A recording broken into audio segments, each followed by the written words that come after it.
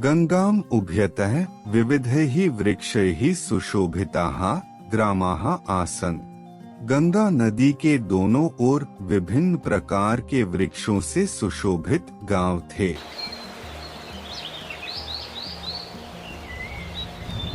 तत्र एकस्मात् ग्रामात् बहिः वृक्षस्य अधः एकः जीर्णः कूपः आसीत्। वहाँ एक गांव के बाहर पेड़ के नीचे एक पुराना कुआं था।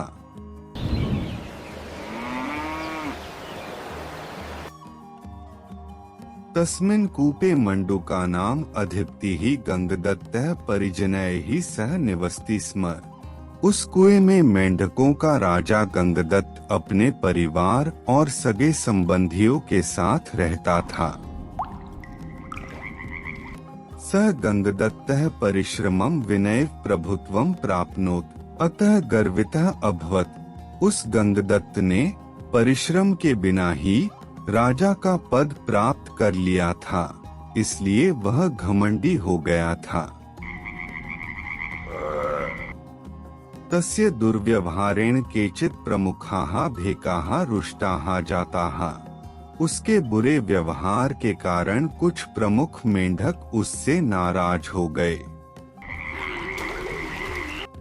ते गंगदत्तम अधिकारेण हीनं कृत्वा कूपात् बहिः कर्तुम् उद्यताः अभवन्। वे गंगदत्त को अधिकार से रहित अर्थात राजा के पद से हटाकर कुएं से बाहर निकालने के लिए तैयार हो गए। तद ज्ञात्वा गंगदत्तः विषादम् अनुभवति स्म। यह जानकर गंगदत्त को बहुत दुख महसूस हुआ। शत्रूणां नाशः कथं भवेत् इति एकांते चाटुकार्यैः सह मंत्रणाम अकरोत्। शत्रुओं का नाश कैसे हो, इस विषय पर उसने एकांत में अपने चापलूसों के साथ सलाह मशविरा किया। एकः नष्ट बुद्धिः नाम मंडूकः नत्वा अकथयत् नीतिं विना किमपि न सिद्ध्यति। एक नष्ट बुद्धि नाम के मेंढक ने प्रणाम करके कहा, नीति के बिना कुछ भी सिद्ध नहीं होता। शत्रुः शत्रुणा नाशितव्यः इति नीतिः। शत्रु का शत्रु के द्वारा ही नाश करवाना चाहिए, यही नीति है। शत्रुः शत्रुना नाशेतव्यः इति नीतिः। एषां शत्रूणां नाशाय सर्पः सहायकः भविष्यति, यह वृक्षस्य कोटरे निवसति।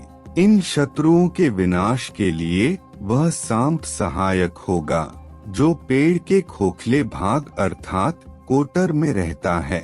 उसको बुला के यहाँ ले आओ, ले आओ। एवं संघर्षम विनयव शत्रुनाशः भविष्यति। इस प्रकार किसी संघर्ष के बिना ही शत्रुओं का नाश हो जाएगा। वाव, सही कहा है। ततः मूढ़ः गंगदत्तः कूपात् बहिः आगत्य सर्पस्य समीपम गतः। इसके बाद मूर्ख गंगदत्त कुएं से बाहर आकर सांप के पास गया।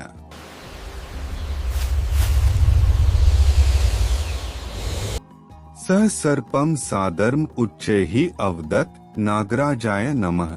उसने सांप से आदर पूर्वक और ऊंची आवाज में कहा, नागराज को नमस्कार है। नागराजाय नमः। विष्ठर अवदत् स्वागतम सखे किम ते प्रियम करवाणी किमर्थम आगतः असि।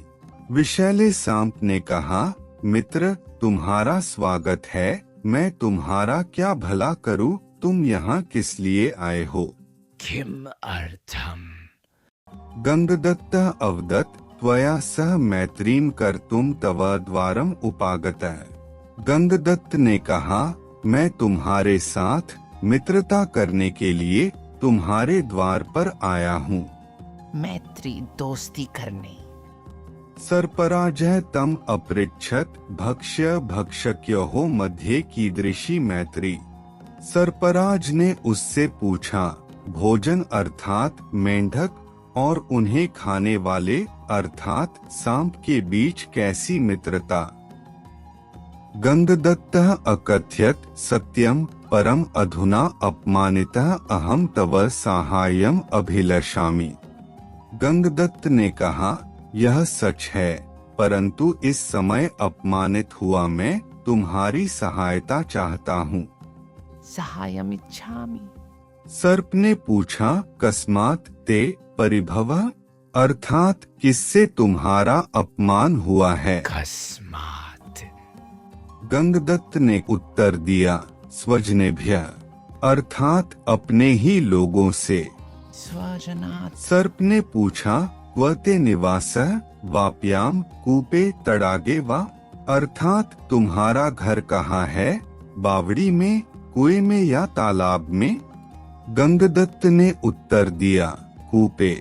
आगच्छ मया सह कूपस्य अन्तः प्रविश्य मम शत्रून् नाशय, अर्थात कुएं में आओ, मेरे साथ आओ, कुएं के अंदर प्रवेश करके मेरे शत्रुओं का नाश करो। ततः सर्पराजः तस्य वचनं स्वीकृत्य अकथयत, अलम चिंतया अंधः अस्मि मां कूपम नय।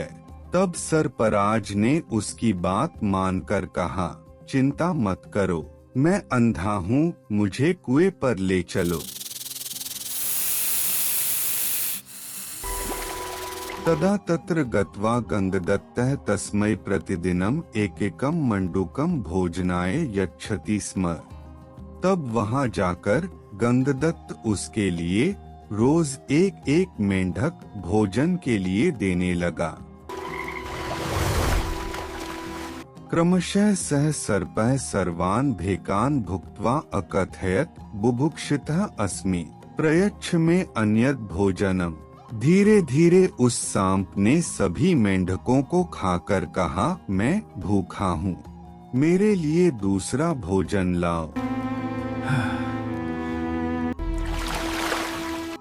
प्रयच्छ भोजनम, तुझे ही खाऊंगा। गंधदत्त अवदत्, मार्गम देहि येन बहिः गत्वा अन्यस्मात् जलाशयात् मंडूकान् आनयामि। गंधदत्त ने कहा, मुझे रास्ता दो, जिससे मैं बाहर जाकर दूसरे तालाब से मेंढक ले आऊं। मार्गम देहि। ततः सर्पः तस्मै मार्गम दत्तवान। इसके बाद सांप ने उसके लिए रास्ता दे दिया।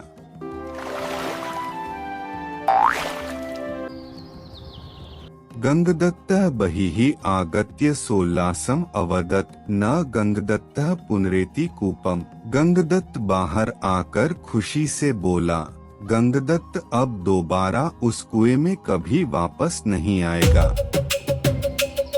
न गंधदत्त पुनरेति कूपम।